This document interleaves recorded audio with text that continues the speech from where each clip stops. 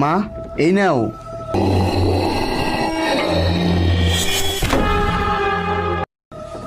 আরে বেটা, আর কতদিন তোর মা শাকচুন্নিকে রক্ত খাওয়াতে লাগবে?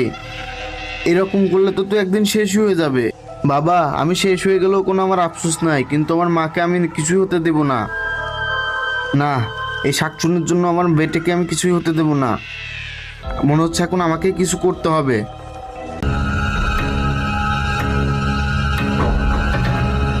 তুমি যদি এই ছবিটাকে ভালোবেসে থাকো তাহলে ভিডিওটা একটা লাইক দাও এবং চ্যানেলটাকে সাবস্ক্রাইব করো। আর যদি লাইক সাবস্ক্রাইব না করো তাহলে বুঝে নিব তুমি এই ছবিটাকে ভালোবাসো না। আরে বেটা তুই, আর ওই শাকচুন্নি কোথায়? বাবা, মা তো আপনার পিছনে দাঁড়িয়ে আছে।